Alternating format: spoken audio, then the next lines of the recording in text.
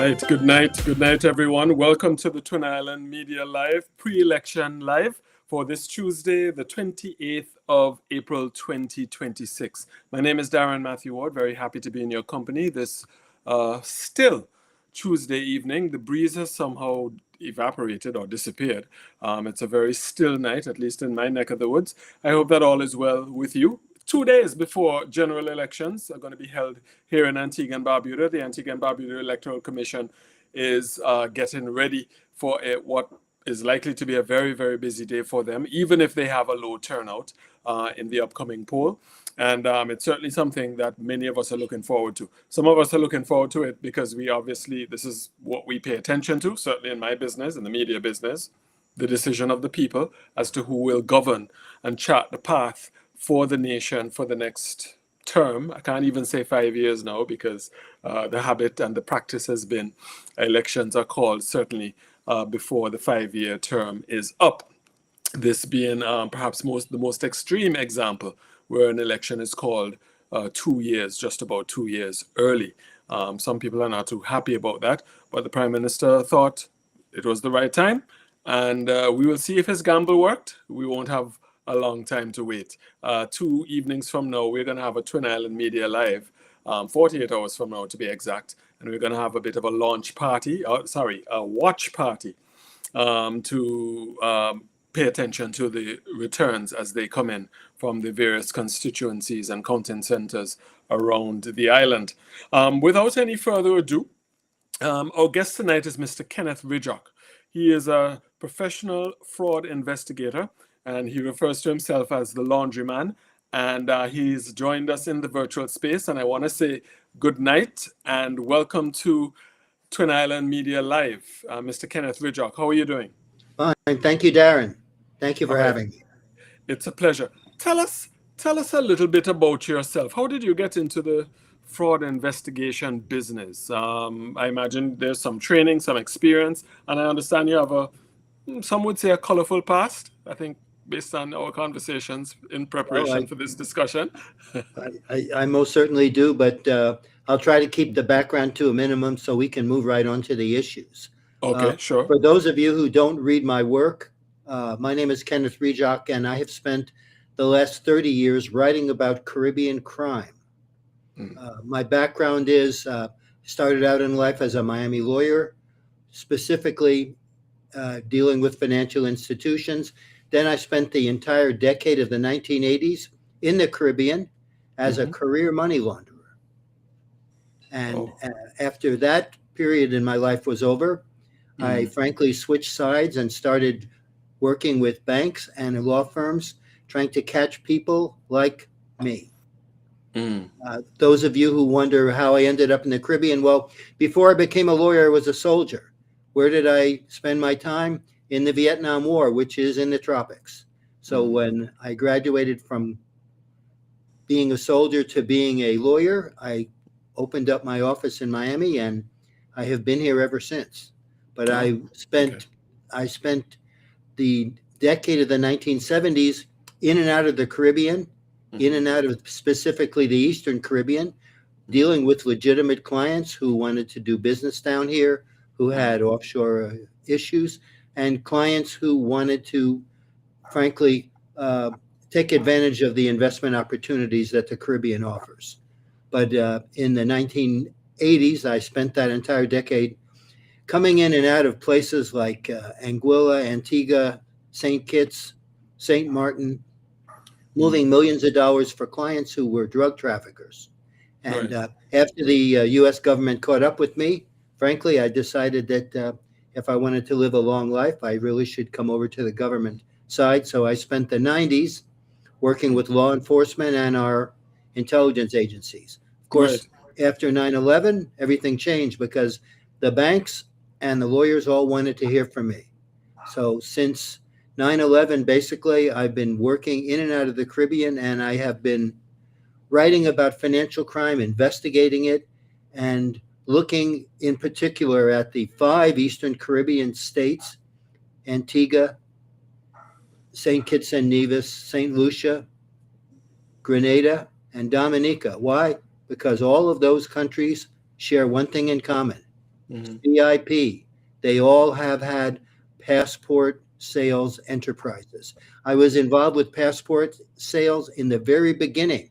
40 years ago, I worked with the late Billy Herbert, who was the St. Kitts ambassador to the United Nations. And I was involved in the very beginning of the CIP program, although there it's called CBI. So where am I and what am I doing? Well, for the past 10 years, I have tried to be the conscience of the Caribbean.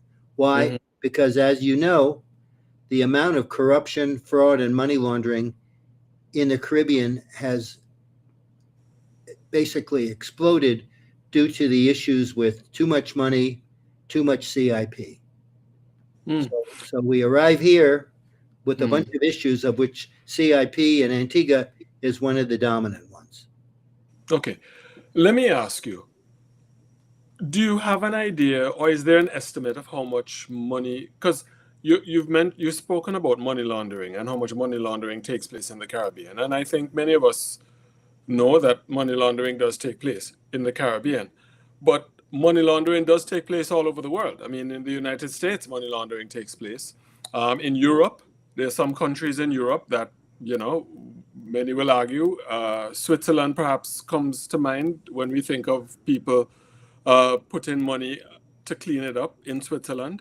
So why the focus on the Caribbean? What percentage of money laundering, I'm saying it in its simplest terms for people like myself who are non-fraud investigators to understand, what percentage of the pie do we make up as far as the world pie of money laundering is concerned? I hope my question is you're following my question. Yes, well, Darren, nobody knows exactly for sure because, as you know, career criminals don't keep records. However, remember that the offshore industry is taking place in the Caribbean since way back in the 1960s.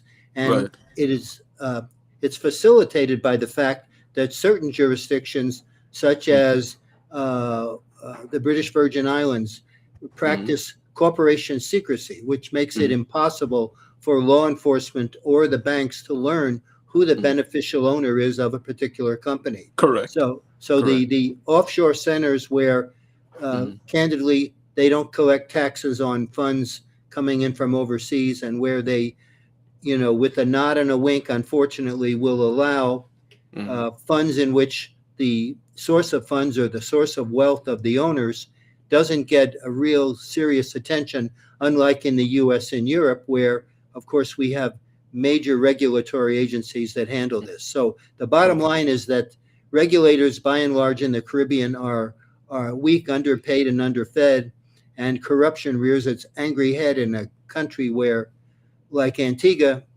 you don't have a robust economy, and unfortunately, cash on the barrel speaks very loudly. Okay. In my other life, I'm in the financial services sector, and we have seen a tightening of the regulations, more stringent know your customer requirements. When somebody comes to open an account, we have to know basically where you're getting this money from. To what extent are you aware of the legislative changes that have been made in the Parliament of Antigua and Barbuda and throughout the Caribbean to address this issue of trying to curb money laundering practices by career criminals, professional criminals, we can call them that? Well, Darren, the regulators have made great advances in the Caribbean, especially in Antigua. The problem is when it comes to enforcement and when it comes to official corruption, that trumps any regulatory control that you might have. Remember, if somebody is bringing illegal profits into Antigua, and he is using powerful professionals such as law firms to represent him, and those law firms happen to have political connections with the existing government, then with a nod and a wink, nobody will, of course, charge these people. And the amount of money laundering indictments in Antigua and Barbuda is microscopic. The amount of convictions is non-existent. So while there are regulations, there are issues with enforcement. That's probably the serious problem that infects the entire region. Okay.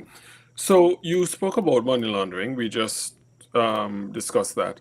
But you also made a connection with CIP. In your view, is CIP and money laundering interconnected?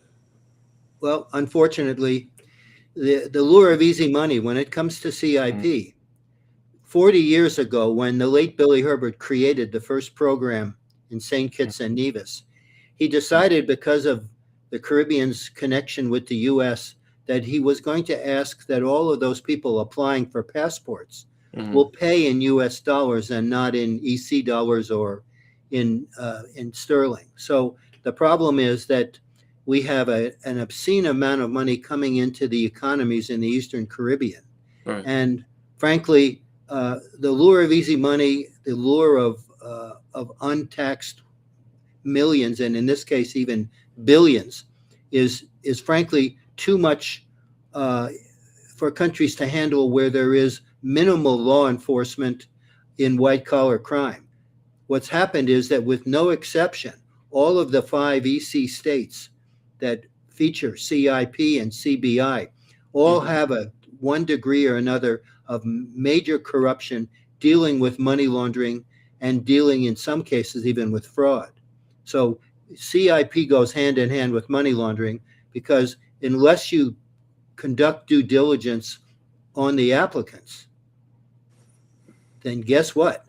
That dirty money is coming into your economy, and it's also transiting the New York banking center, because remember, all US dollar accounts end up going through correspondent banks in the United States. And that's a major money laundering crime that we have. So all of this crime that takes place in the Eastern Caribbean pays us a visit in the United States, because there are dollars. Okay. The CIP, or the CIU, which is the unit that manages Yes. the CIP program here in Antigua and Barbuda, they have contended publicly that they have very stringent anti-money laundering. They have very stringent know your customer and due diligence processes. A matter of fact, I know that they have contracted firms outside of Antigua and Barbuda's jurisdiction to conduct due diligence on whoever is seeking to obtain an Antigua and Barbuda passport for CIP under the CIP program. Are you suggesting that those due diligence firms are not adequate to address the concerns that you've just highlighted? Darren, unfortunately, if you're listening to the CIU, you're drinking the Kool-Aid. Let's assume that all of the due diligence is being done abroad. Who's to say that it's being adopted and followed in Antigua? And that's the problem. Antigua has a long history of selling passports to Russians, Iranians, Syrians, North Koreans, and Chinese, all people who come from high-risk countries. It also has a long history of selling passports to career white-collar criminals. Let me just throw out a name for you, which has embarrassed and shamed Antigua around the globe. It's Mehul Choksi. Mehul Choksi, the billionaire fraudster from India, who was under investigation and fled to Antigua, bought himself a CIP passport, even though it was known that he was a fraudster, and he owed $2 billion to Punjab National Bank, a government bank in India, and he was allowed to buy a passport and foil extradition for years. When American bankers see that, they realize that the CIP program is more or less a sick joke being played upon them by Antigua, and they govern themselves accordingly. Now, remember, what is going on right now in 2026 in Antigua? The visa situation is a nightmare. The United States has ruled and decided that Antigua and Dominica, because of their CIP shortcomings, don't really deserve to have visa rights to enter the United States, except under very strict rules. Those old 10-year visas, multiple entry visas that Antiguans took for granted, are now gone. They're history, because the U.S. program now says, what?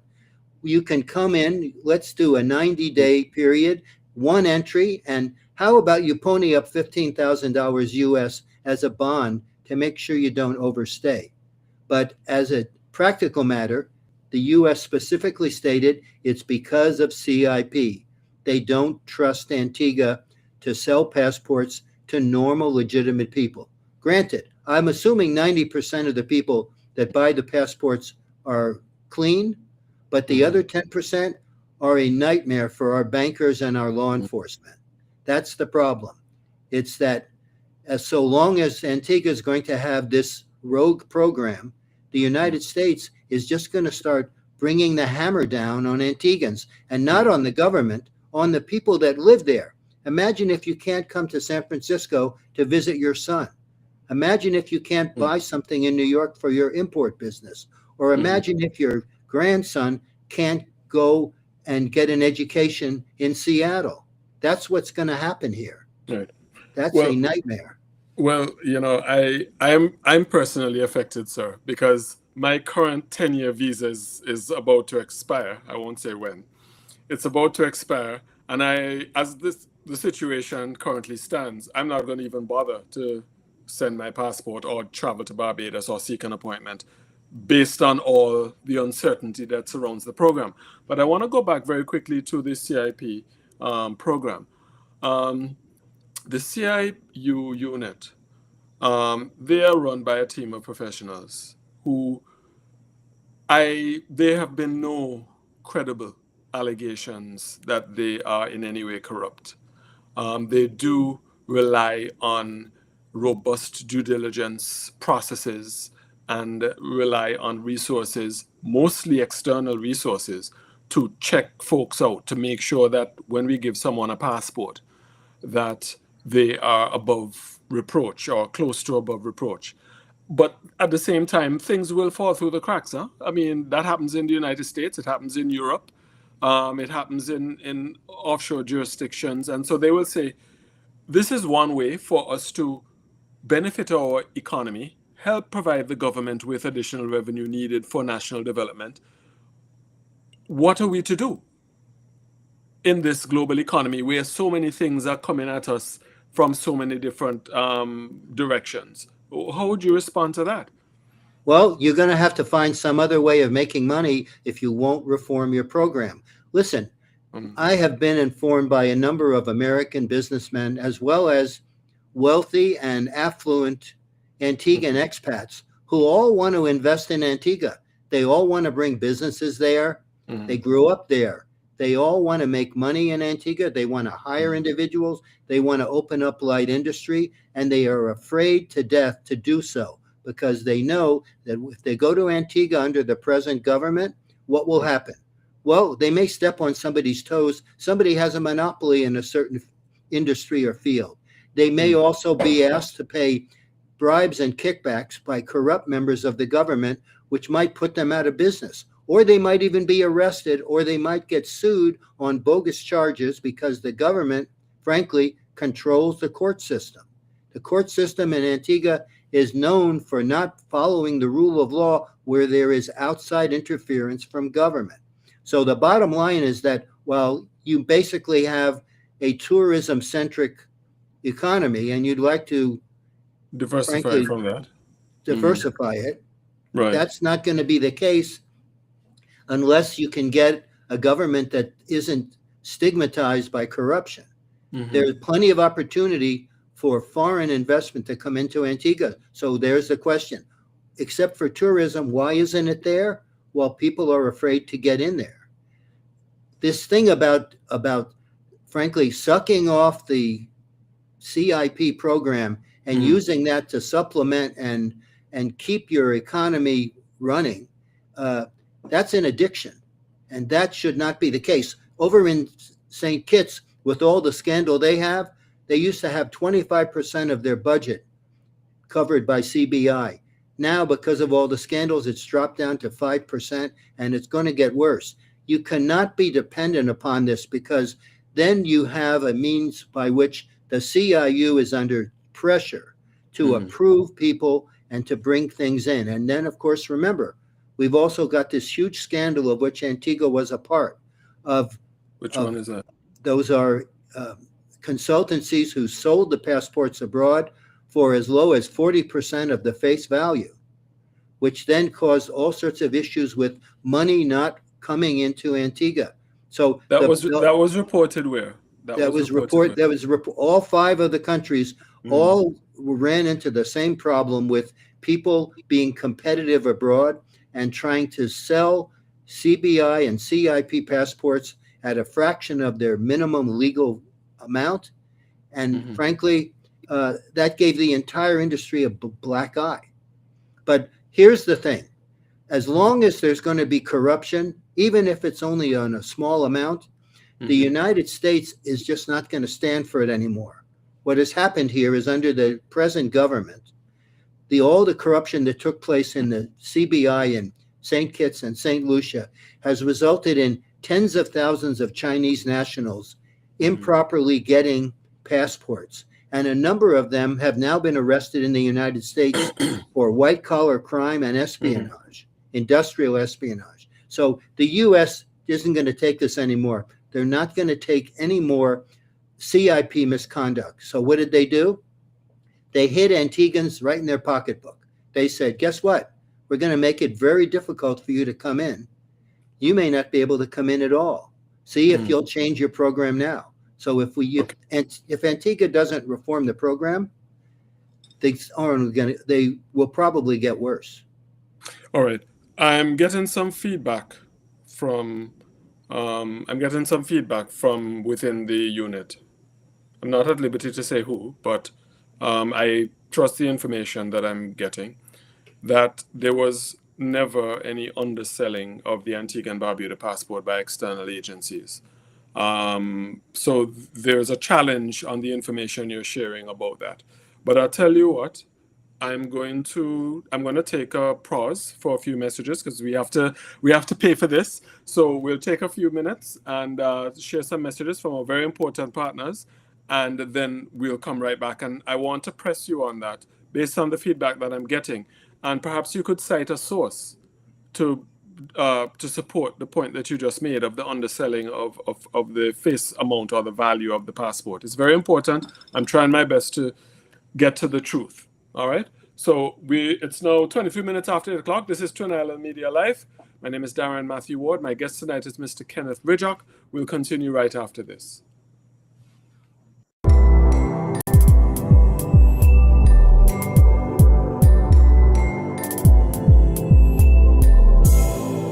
Hello everyone, my name is Elisa Graham, the Public Relations Officer for the Antigua and Barbuda Electoral Commission. As part of our ongoing commitment to fairness, transparency, and accuracy, transparent ballot boxes will be utilized in the upcoming general elections. A transparent ballot box ensures greater transparency, enhanced confidence, improved security, a modern voting experience. Voters will be able to clearly see that the ballot box is empty before voting begins and watch as ballots are securely deposited throughout the day. Remember, your vote will remain secret, secure, and confidential. I encourage all eligible voters in Antigua and Barbuda to participate in the upcoming general elections and be a part of this step towards electoral democracy. This is a message brought to you by the Antigua and Barbuda Electoral. Are you ready to paint? Casada Paints and Supplies Inc. is the perfect place to start. We are the official distributors of Sherwin-Williams Paints. Sherwin-Williams, with over 150 years of innovation and experience, offers more than 1,500 paint colors to choose from. Our color palettes are handpicked by professional designers, making it easy to coordinate colors throughout your home or business. Visit us on the Utility Drive, Casada Gardens, or call 562-9450. All you have to do is visit or call Casada Paints. The US has slapped visa sanctions on the people of Antigua and Barbuda because of the Gaston Brown government's policies.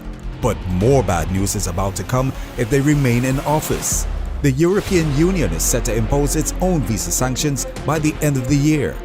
the Gaston Brown regime is unable to do what it takes to ensure that the sanctions are removed and new ones are not added.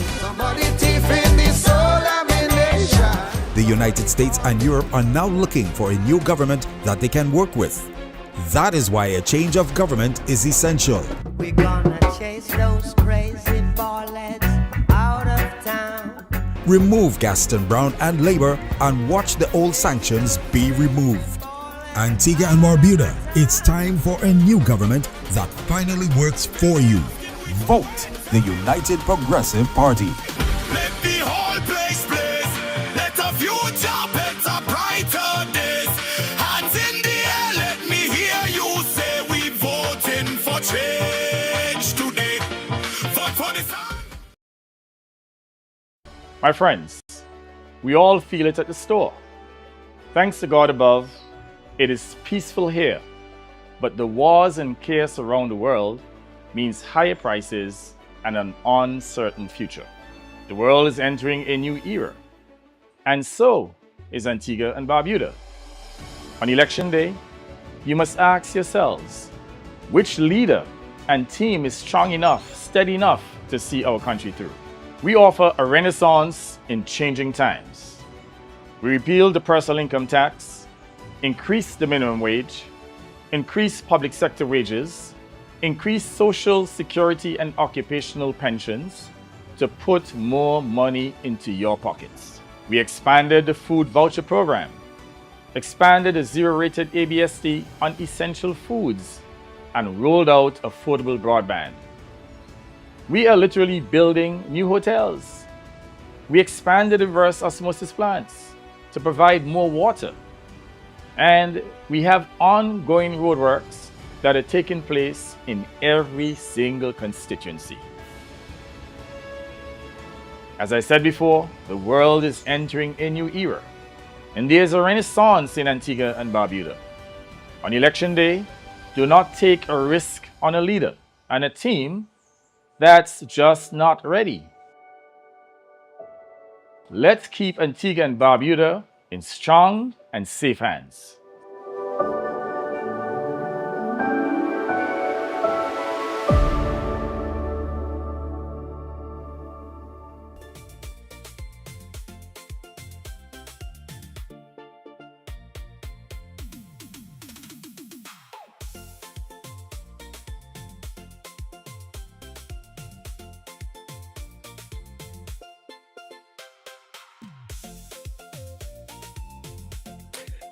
All right, it's Twin Island Media Live pre-election edition. All right, we're 2 days away from a general election when we have Mr. Kenneth Ridjock. He's our special guest for tonight's live. We certainly appreciated his perspective, and I'm doing my best to provide some balance. He is clearly has certain opinions, very strong opinions about the CIP program and about the use of Antigua and Barbuda and similar jurisdictions in the Caribbean for money laundering and other less than honorable means of handling illicitly gotten gains. All right, so Mr. Ridjock, thanks so much for staying with us tonight. Are you able to cite sources? Because during the break, there was a strong pushback that there wasn't an underselling of the Antigua and Barbuda passport. So if you can cite a source that people will say is credible. Okay, first of all, Darren, do you understand how the CIP payments work? Let's say that you happen to be a consultancy in Dubai, in the United Arab Emirates, and you receive money from your applicant. You then send the government cited fees directly to the CIU. Now, what happens here is that the full amount of the money which is to be going to the contractor who is professed to be building a project or doing something for this money is supposed to be on a certain minimum amount.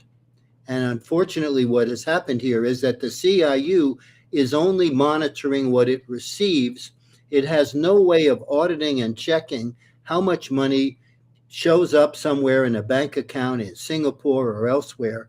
And every one of the 5 CBI states, including Antigua, is known to have had a number of individuals abroad who to be competitive, cut back on the minimum amount of money that they had their applicants pay. Now, the CIU has no way of actually vetting people abroad. You have no audit procedure. Somebody is on the other side of the globe.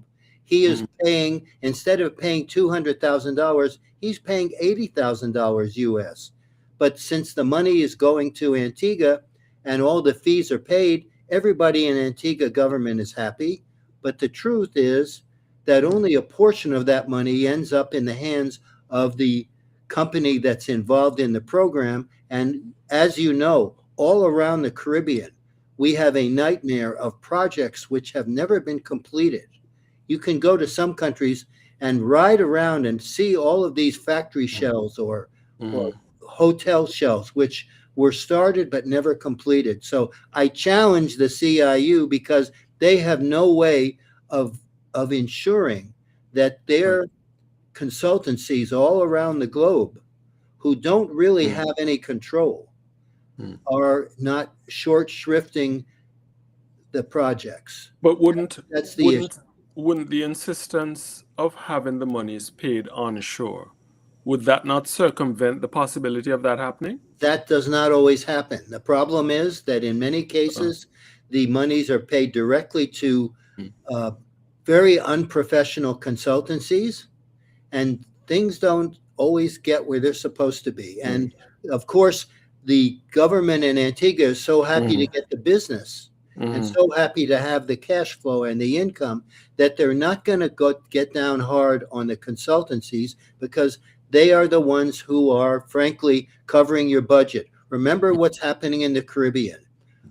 When Antigua and all the other countries became independent, let's take the clock back. What did your government do? They were stuck with an economy which was basically concentrating on tourism and didn't have diversity. So therefore, when CIP came on the scene, they then jumped at it with both feet. And the last thing that they want is not to be able to pay their government employees. Remember, Antigua's not alone. Antigua, like the rest of the Eastern Caribbean, has got a huge glut of government officials. Remember, if you don't have jobs in Antigua, what do? You're going to take a job for a minimal amount of money, or are you going to seek to get a job in the government where you become a bureaucrat and a functionary? And as such, every one of those people needs to get paid. Therefore, there's a lot of pressure.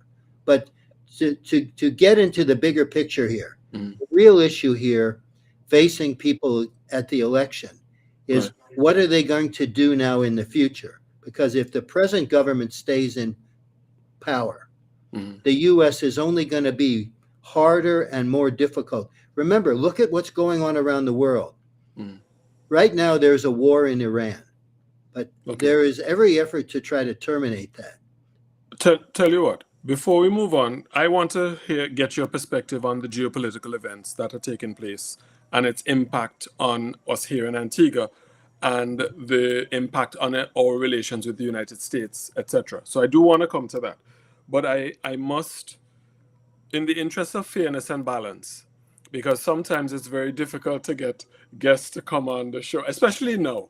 A lot of the people who I would like to come on to counter or to give a different perspective or to respond to you, either they're not in a position to publicly for various reasons, or they're on the campaign trail, because tonight is effectively the last night of public meetings and campaigning for both parties. All right. So if you'll allow me to respond to that, I'm just going to share some information with you and invite you to respond. And I still haven't gotten a source. I'm getting to that. Like a Financial Times piece or... No, it's bigger. It's much bigger than that, sir, because you should understand that there has been major litigation over in St. Kitts and St. Lucia on the same exact issue. And during that litigation, I'm sure you're not familiar with it, but because the litigation also ended up in the United States, Mm-hmm. evidence was obtained which showed that every one of the 5 EC states, including Antigua, was involved in discounting it. Remember, money is all flowing through the New York banking center. Okay. And that was all turned over to, guess what? Our Department of Justice. The name of the case is called, it's Philippe Martinez, if you're familiar with that case. MSR Media was one of these contractors in the Caribbean, which found out that all of this crime was occurring. So they ended up being involved in major litigation. And during that litigation, all of this data in the way of bank records in the United States from CIP accounts, correspondent accounts, ended up being disclosed. So by and large, there's no doubt in my mind that while they may protest at the CIU, I could guarantee you that there was a huge amount of illegal discounting. Let me just respond. Our structures are such that they do not allow for underselling. The investment funds have to come onshore to Antigua and Barbuda, either in an escrow account or in the government's National Development Fund account, dependent on the investment option chosen. All right? We have the escrow accounts for that, and the funds must go into that account, and the unit authorizes stage payments. So the funds must come onshore. So that way they ensure that the full amount is paid in respect of the transaction, the passport. All right? The full investment must land, and funds are distributed. Well, I think I made that particular point already. Philip Martinez said that the only place he did not find underselling and corruption is Antigua and Barbuda. And so my source is telling me that what you just said is not entirely on all fours with accuracy or the truth. How do you respond to that? Antigua and Barbuda being an exception. I'm a little partial. I will confess, in the interest of full disclosure, I'm a little partial to the folks at the CIU because some of them I know personally. Some of them, not just one, several people, and I know them to be persons of integrity. And I am not inclined to think that they would want to be a part of or they would countenance what you're suggesting. I'm just saying. I agree. I am not saying that they're guilty of misconduct. I'm saying that they're in the dark. I'm saying that there have been a number of transactions taken place offshore where they never got that money. So that's something in which we will agree to disagree. Okay. But in response to my question though, if the monies have to come onshore to an account here, doesn't that essentially eliminate the possibility of what you're suggesting, the underselling of the passport? In theory, yes, but I have serious reservations about whether or not they've got all the information and whether or not all of the transactions actually went through those periods, the onshore accounts. All right. Fair enough. But they listen. If their CIU is more honest than the other 4, my hat is off to them. But that's not the real issue. The real issue is, of course, they're still selling passports to people who should not ever receive them. And what do those people do? They take those passports, come into Europe, visa-free, commit financial crime, money laundering, and other issues. You know, the issue of white-collar crime, transnational white-collar crime, is out of control. Very few money launderers are ever caught. And if this is an issue with you weren't successful though. Oh, no. I was successful for 10 years, but my clients were caught up in the case, and they decided to give me and their accountant up to lessen their sentence. But the bottom line is that there's a long history of people who are unacceptable to get Antiguan passports. And as such, the problem is that the United States they're sick of it. And we now have a crazy government, a very aggressive government, which is taking pains to ensure that the program be reformed or eliminated. All right. Let me ask you. The I fortunately or unfortunately, I have the benefit of a little time. You spoke about offshore banking. I remember the aggressive posture of the U.S. government and the OECD countries generally with respect to offshore banking. They had a problem with wealthy individuals from their jurisdictions coming here and putting Yes. money here. It was a very lucrative business, and many people in the country benefited from it financially. People were able to uplift themselves financially and economically. Same thing. Um, there was the issue of offshore gaming. There was an attack on that. There was the issue of sugar. And not that we grew sugar here in Antigua or produced sugar here, but I'm speaking about regionally. There was the banana issue, where the United States acted in punitive ways to essentially choke off or suppress, affect our banana industry. So for a little black boy growing up and now a young man, pardon my using the expression, I'm just using the expression, I'm trying to put myself up, share the perspective of those who are listening to the conversation. That's what I'm trying to do. For us folk in this part of the lesser developed world, every time we try to diversify our economies and try to find economic opportunities outside of tourism, which is very fickle, very fragile, we found that out most recently with COVID. So we tried offshore banking, it was a problem. We tried offshore gaming, it was a problem. The WTO ruled in our favor. America never paid a dime, even though the WTO ruled in our favor. There was sugar. There was rum. I'm forgetting rum. There was also punitive action with rum. So it seems as though every time we try something to try to diversify, try to expand our economic horizons, so to speak, there is some comeback. And so some people will say, the CIP is just the latest in a string of those. They're just trying to find a way.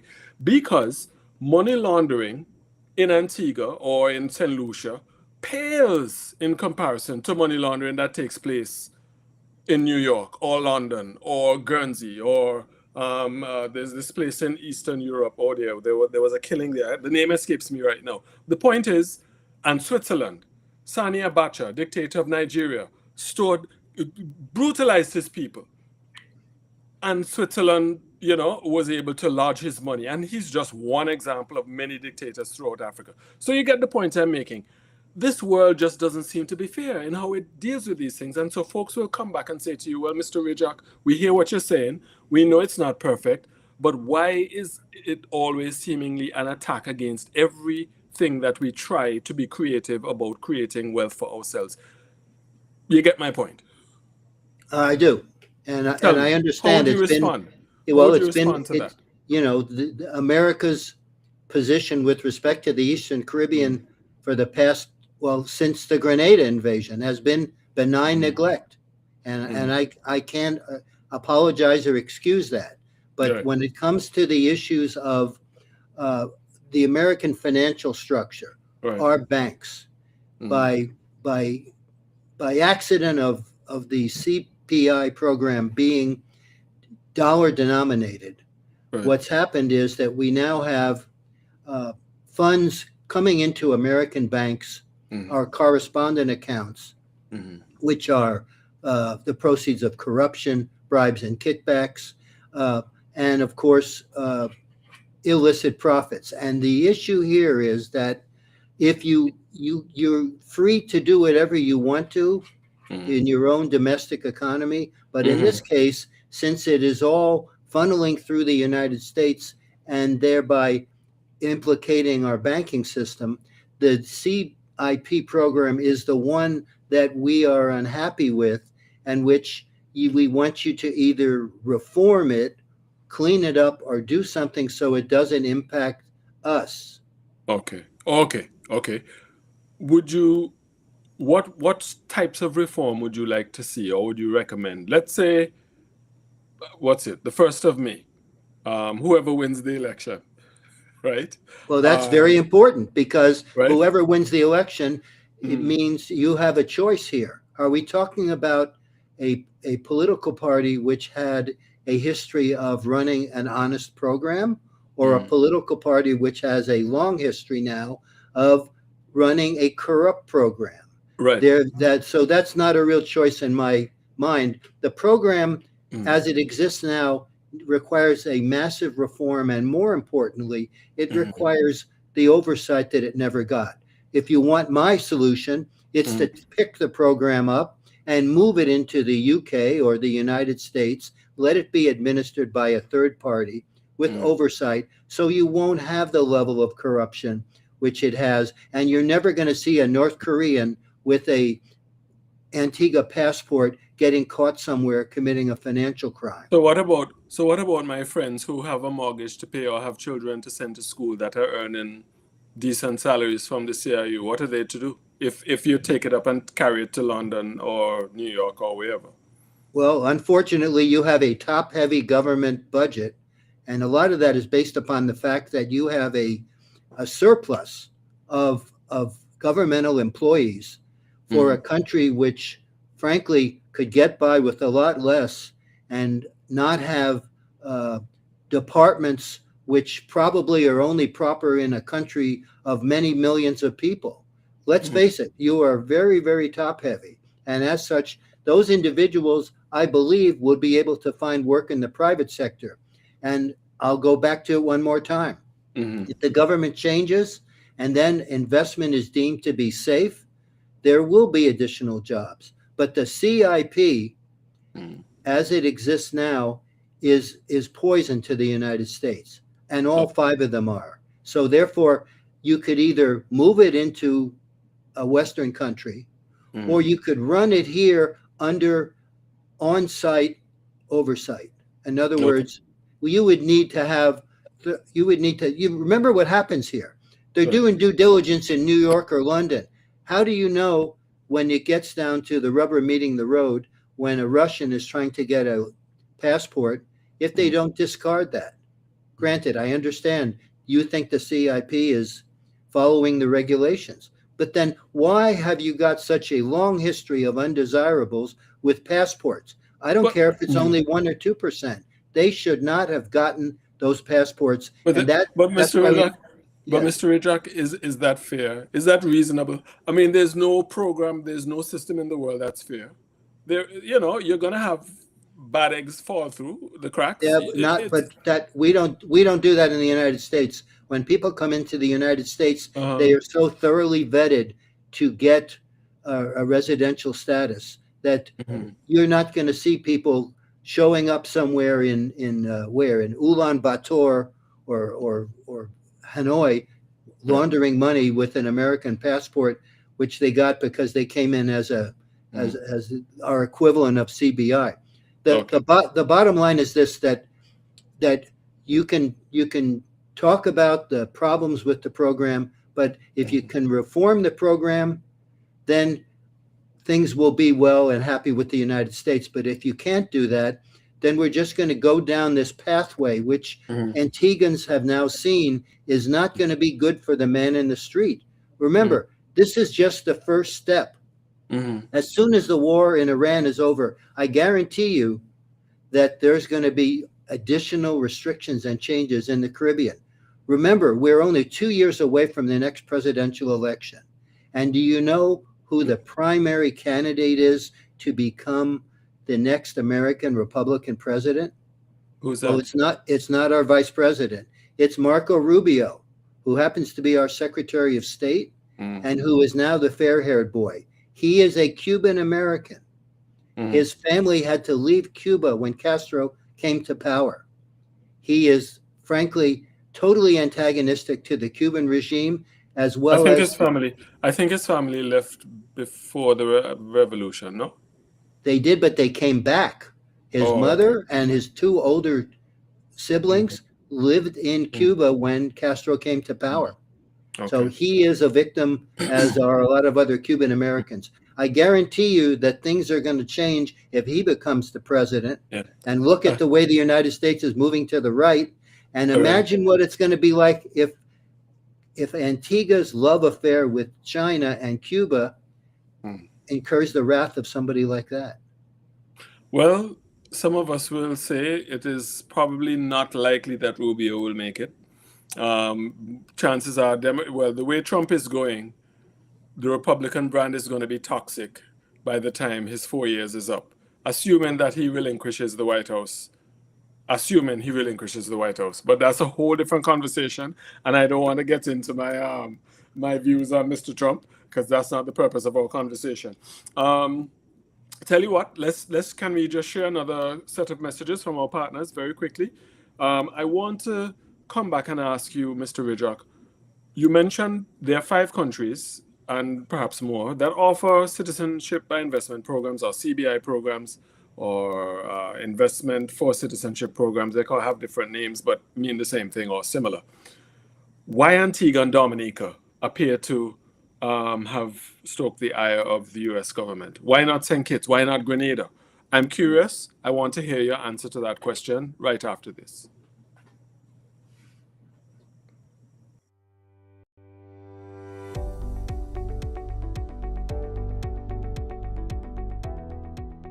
Moving on now to the UE5 Islands campus, because you've also been involved in the UE5 Islands campus expansion project, which is not just an educational investment, but also an important infrastructural development as well. How does sustainability influence a project of this scale? So sustainability, again, for the listeners, encompasses under 3 things I mentioned: the economy, the society, and the environment. In particular, the economy and the society have a more important role, is going to benefit tremendously from the establishment of the UE5 Islands expansion project. What we are looking at now is phase 1 of a 3-phase project implementation, and it is massive.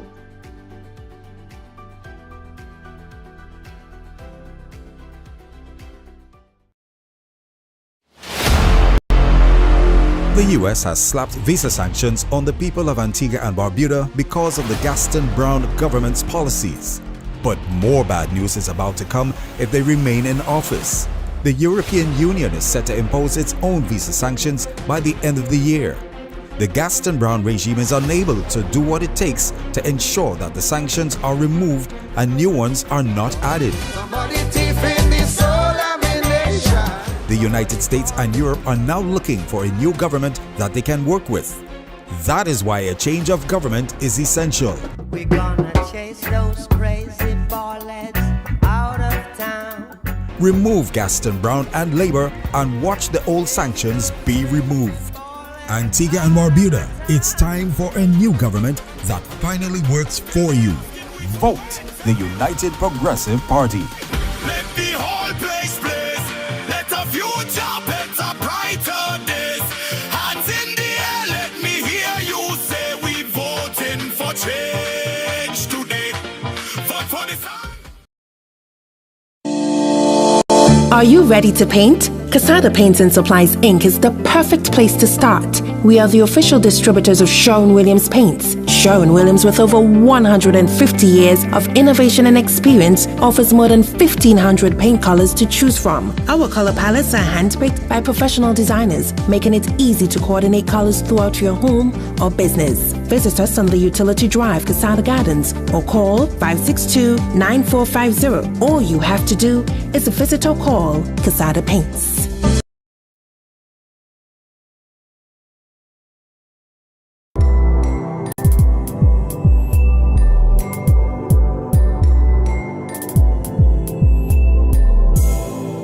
Hello everyone, my name is Elisa Graham, the Public Relations Officer for the Antigua and Barbuda Electoral Commission. As part of our ongoing commitment to fairness, transparency, and accuracy, transparent ballot boxes will be utilized in the upcoming general elections. The transparent ballot box ensures greater transparency, enhanced confidence, improved security, a modern voting experience. Voters will be able to clearly see that the ballot box is empty before voting begins and watch as ballots are securely deposited throughout the day.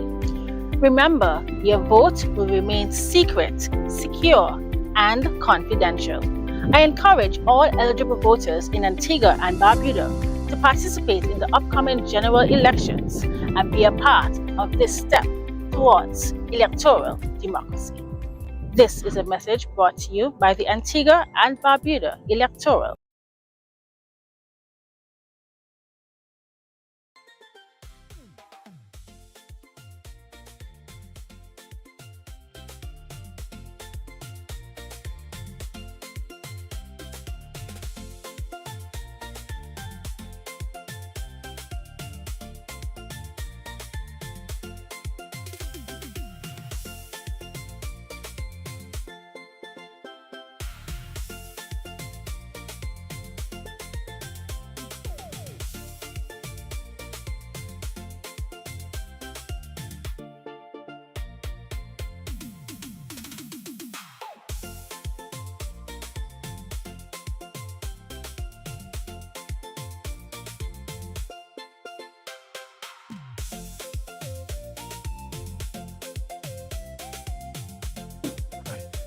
All right, all right. It is a beautiful Tuesday night, albeit still very calm. I don't know. I wonder if this is the calm before the storm, Mr. Rijak. It's very calm in Antigua and Barbuda.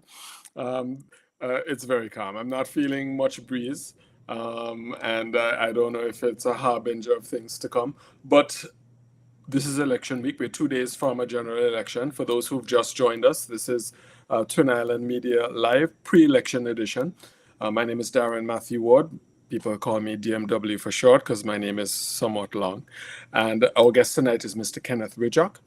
Some of you might have seen or heard of him or heard about him. I certainly heard about him, that he would have engaged with one or two other media hosts speaking about the CIP and about this whole visa restriction situation affecting many of us here in Antigua and Barbuda. Mr. Rijak, thank you so much for staying with us this evening. Now, I would have left a question on the table before we paused for a few messages. And that, I don't know if you got a chance to see some of the commercials. You saw the United Progressive Party commercial. It was quite pointed in basically saying, you know, if you don't vote for us, it's gonna get worse, you know, basically. So I suppose that is a message that you could identify with. But let me ask, why Antigua and Dominica? What is unique about Antigua and Dominica when Antigua's program, from all reports, is, you know, a cleaner or a more efficiently run program? But I'm not gonna give you any context. You just tell me why you think that is. Well, it's all spelled out in the official decision of the United States dealing with both Antigua and Dominica. They made no bones about the fact that the restrictions on the visa system is directly tied to issues that the United States has with the CIP program, which of course means the due diligence on the applicants, the issuance of passports to people that the United States feels are not just only unacceptable, but downright dangerous, and a continued ability to fear what will happen if some of these passports end up in the hands of people who will find a way to get into the United States and commit financial crime.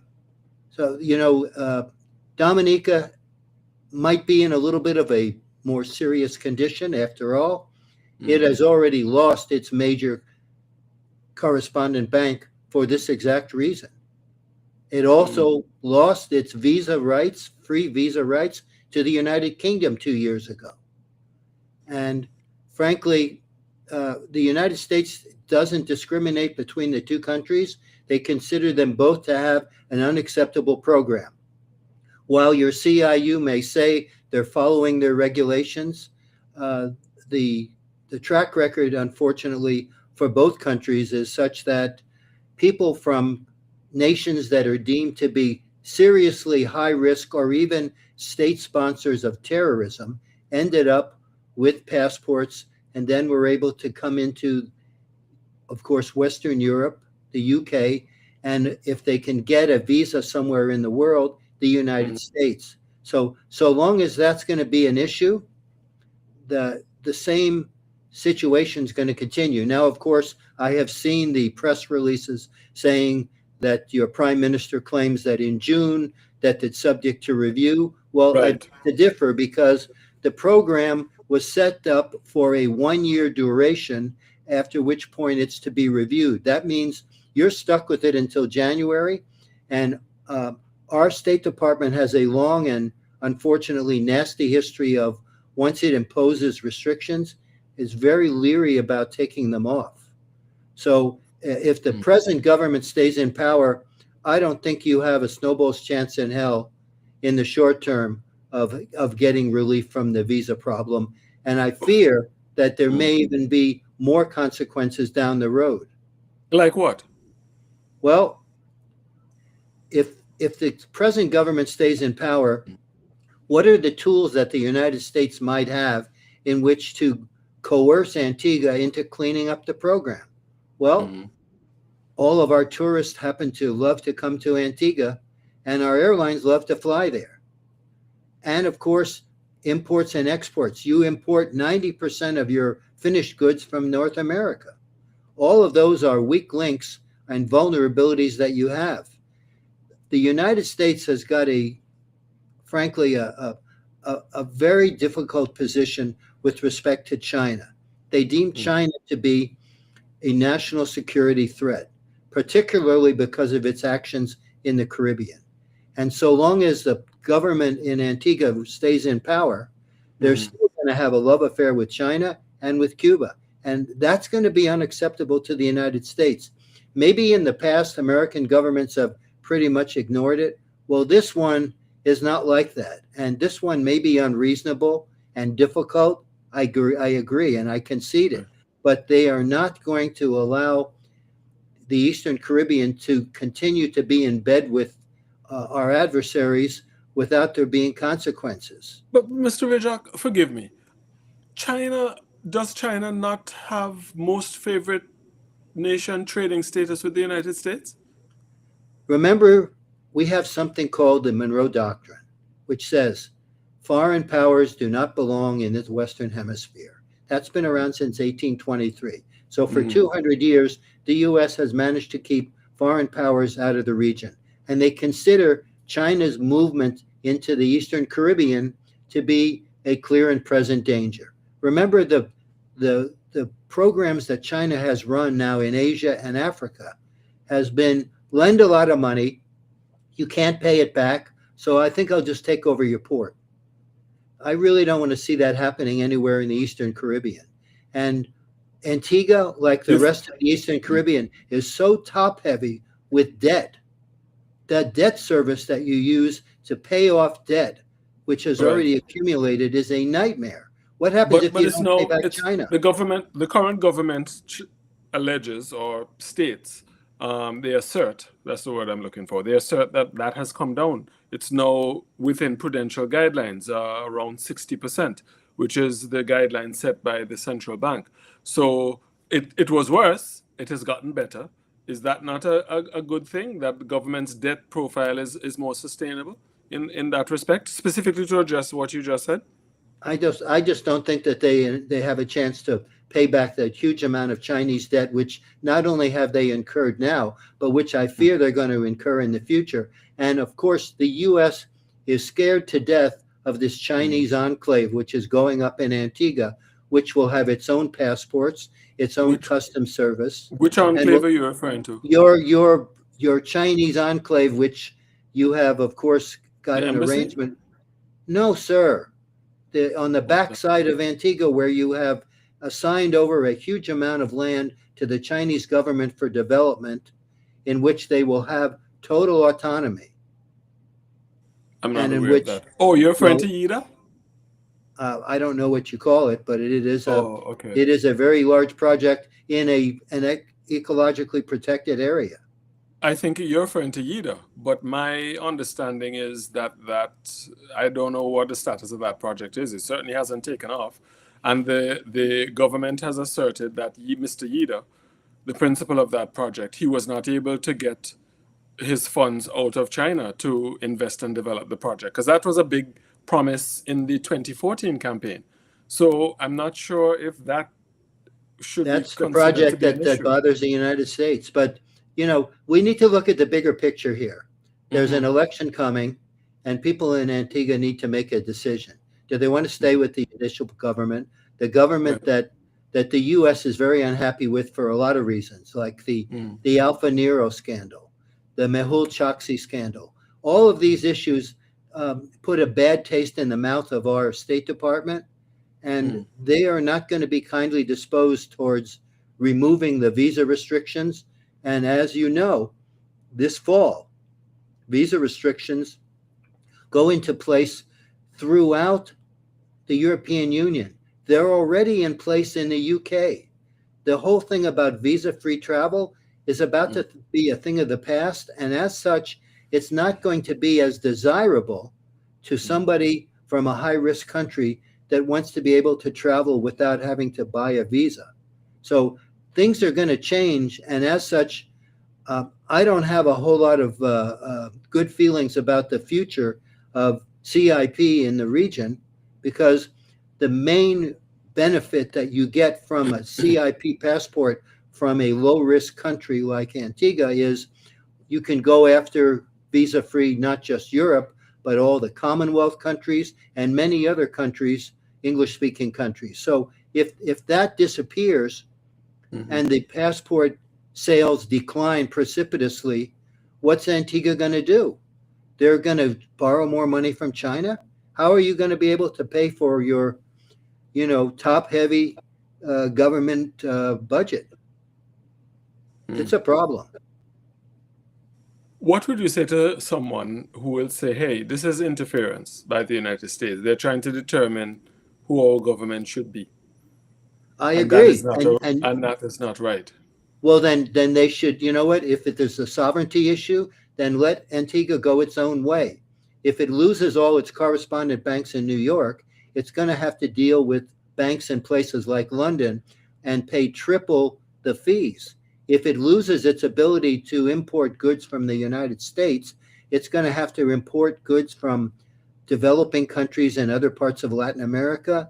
I think that the relationship between the two countries is so closely tied that Antigua really isn't in a position to say, no, I'm not going to follow your instructions about CIP, and I'm going to continue to adopt a government which we believe to be utterly and completely corrupt. That's the problem.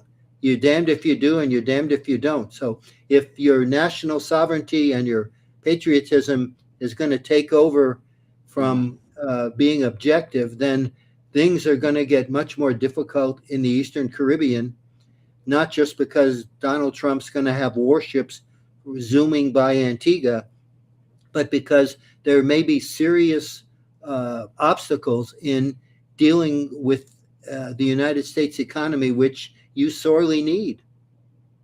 The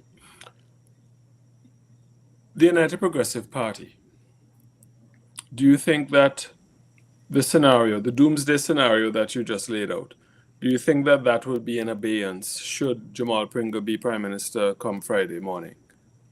Well, I think that the first thing that the UPP would need to do is to send a delegation to Washington, explain how they're going to change how government works in Antigua, how things are going to be reformed and cleaned up, and as such that they want to be a partner to the United States, not an adversary. Remember, countries like Trinidad and Guyana are reaping economic benefits by being a declared friend of the United States, not by winking and nodding and talking about, well, maybe I should go see the leader of China, or maybe I should send a lot of my people to get their education in Cuba, all of which alienates the United States on a political sphere. So yeah, it's the choice. It's a clear choice. And are you going to return to be an ally of the United States and then enjoy the economic benefits that would flow from there, or are you going to continue to tweak the colossus of the North and keep your relationship with our adversaries? And as such, it might be economically disastrous for the man in the street who actually has to pay for it. Very interesting perspectives there, Mr. Ridjock, and well, time will tell. Time will tell. That's as much as I can say.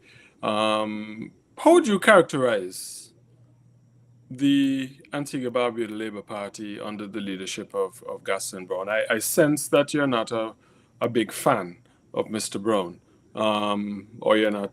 I don't know. You have your concerns about his presence in the chair of Prime Minister. Is that a fair assessment?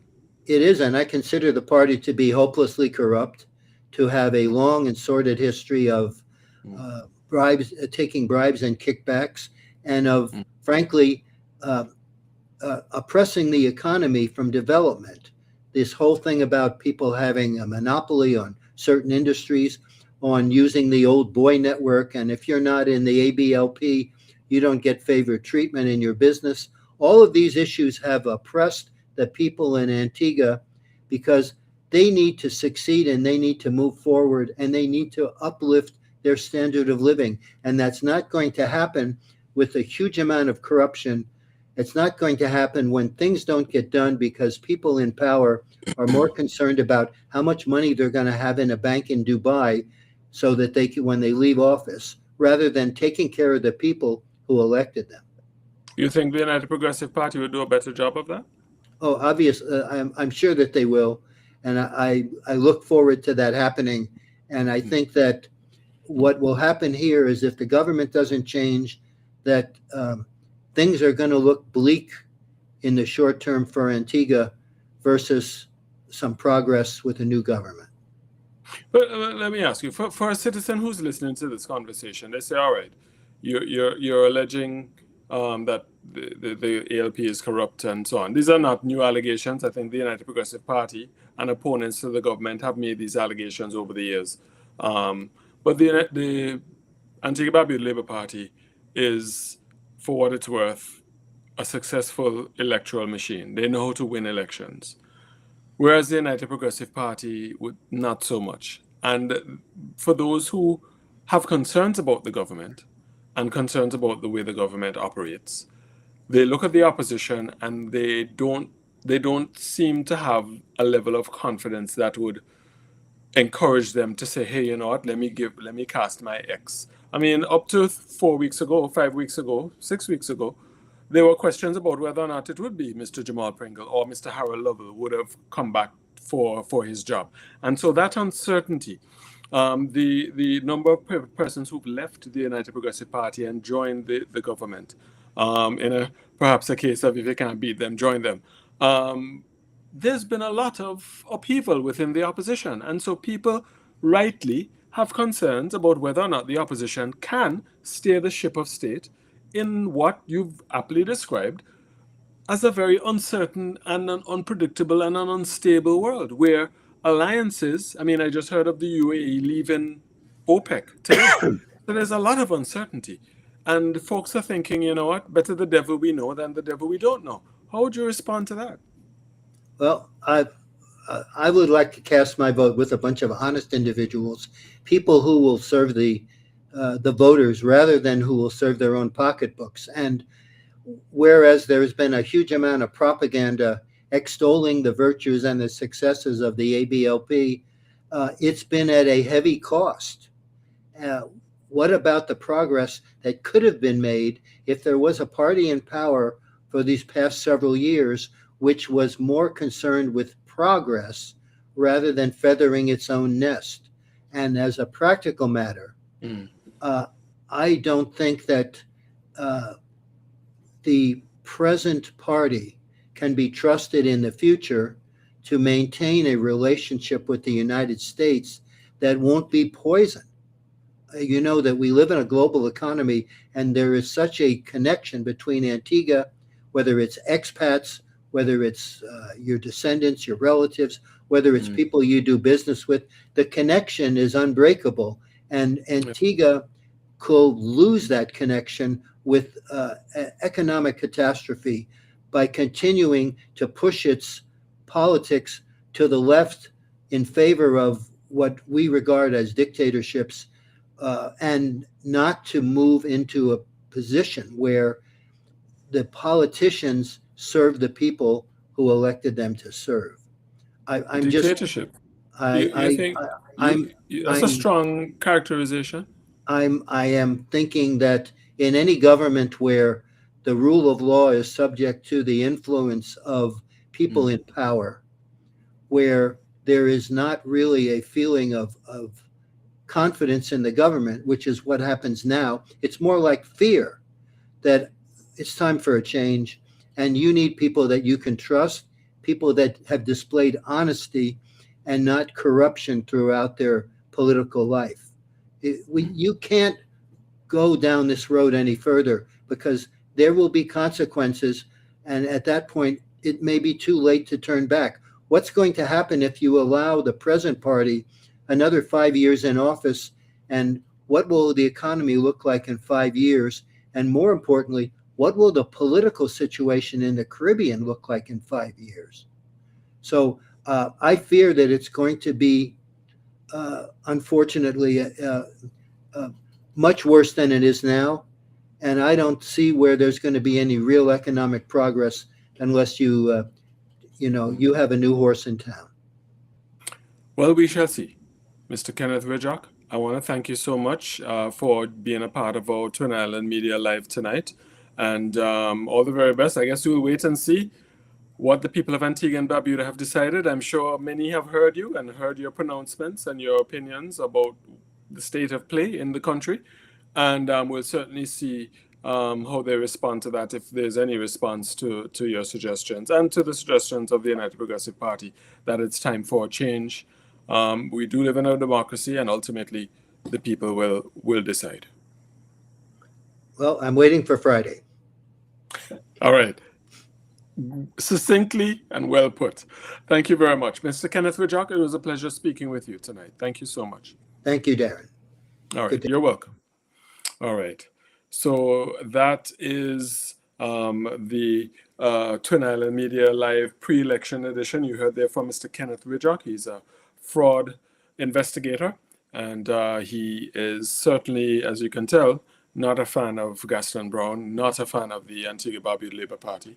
I just want to say that there were efforts on my part over the weekend, Friday heading into the weekend, to have someone from the Antigua Barbuda Labour Party, but nobody seemed to want to come on the program with Mr. Ridjock. If you notice, they had representation last night, and I've already been told there will be ABLP representation on Thursday night, election night. But for some reason, they just did not want to appear with Mr. Ridjock. I would have loved to have had, that balance, as I always try to achieve. But c'est la vie. I'm sure the opportunity will present itself for these talking points to be fleshed out with someone from the Antigua Barbuda Labour Party and their perspective. All right, so I want to thank all those who joined our live tonight. It was a little quieter than it was last night. Raw politics at this time is certainly something that will always generate more heat and more discussion.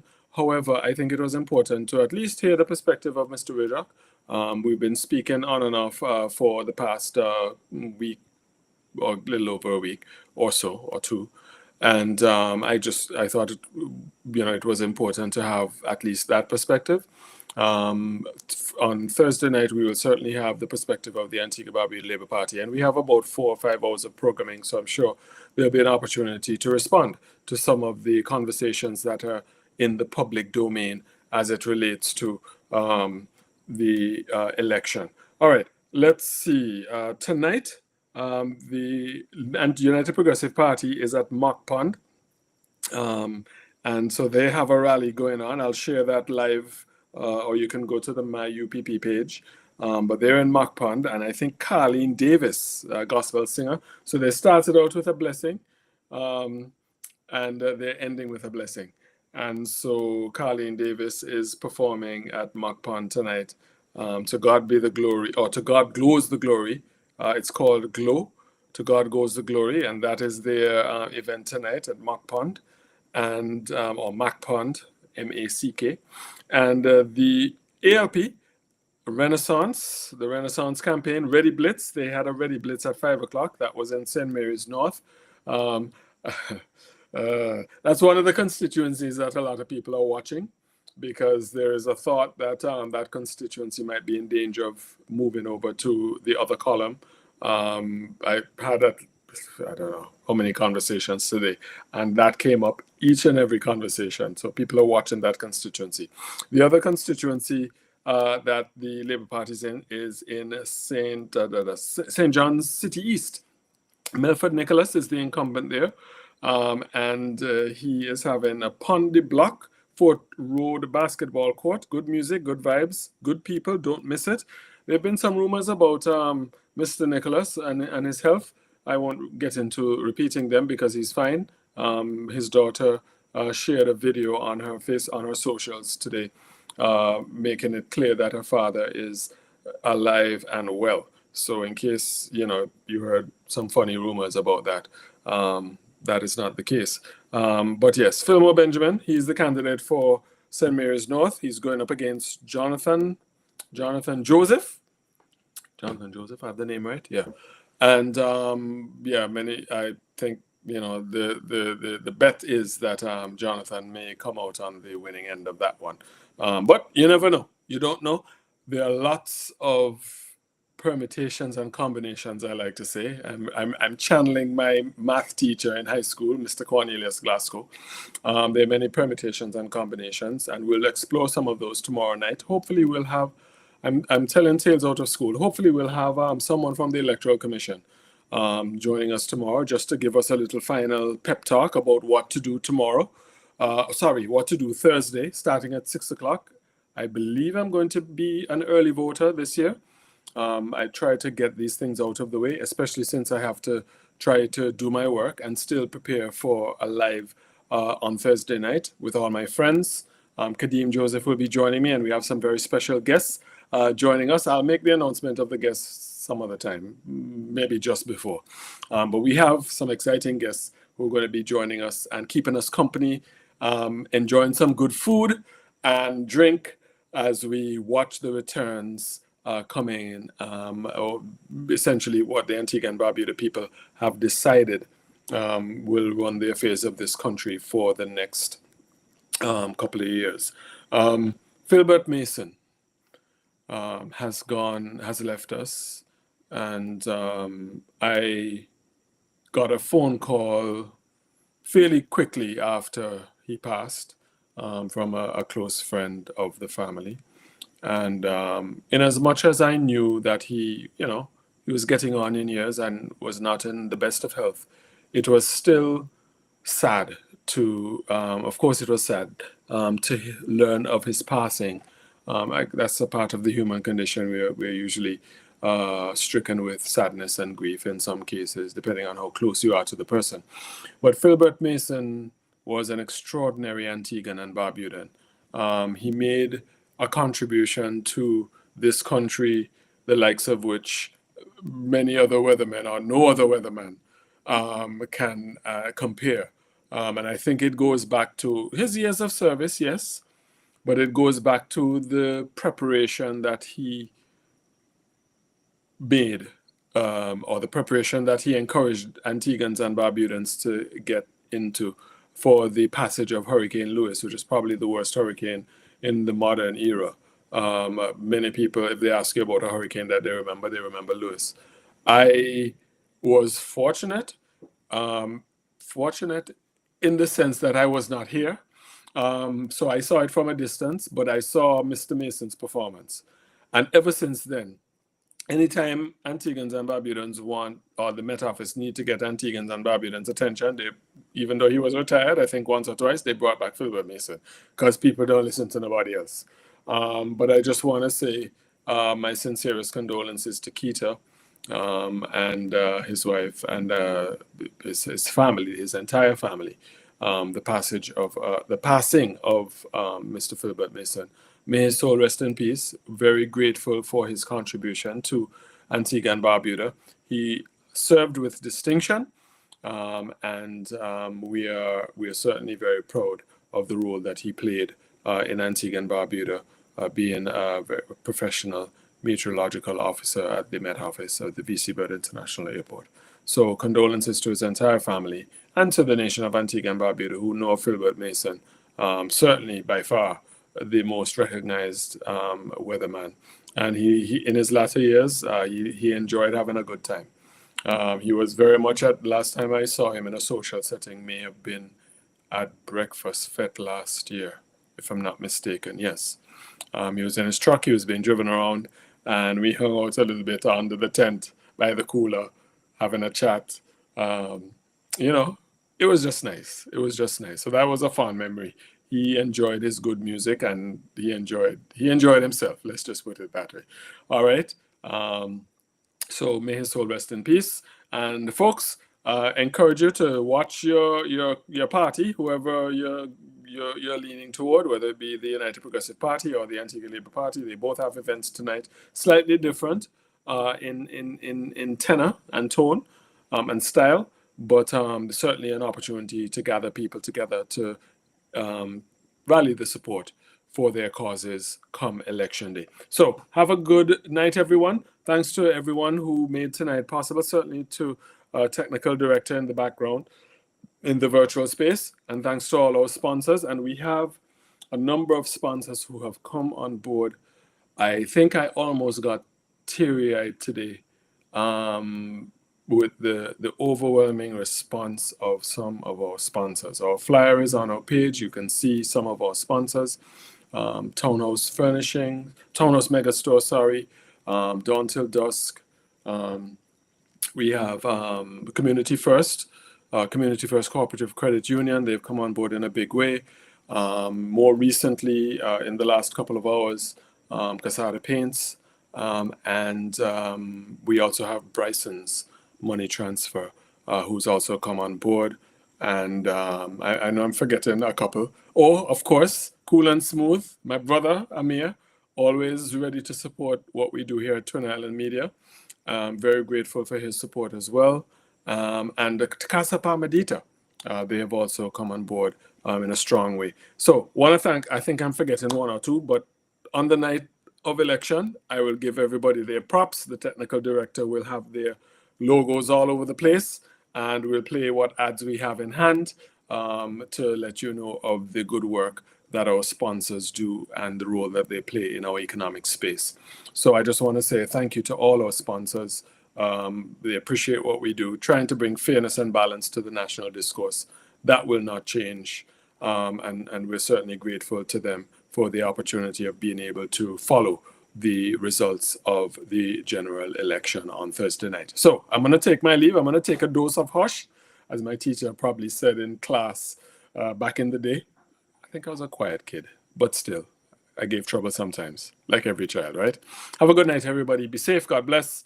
And we will see each other tomorrow night for, I think it will be an abbreviated live. It's going to be very short and not going to be very long because the next night is going to be a marathon. Have a good night, everybody. Bye-bye.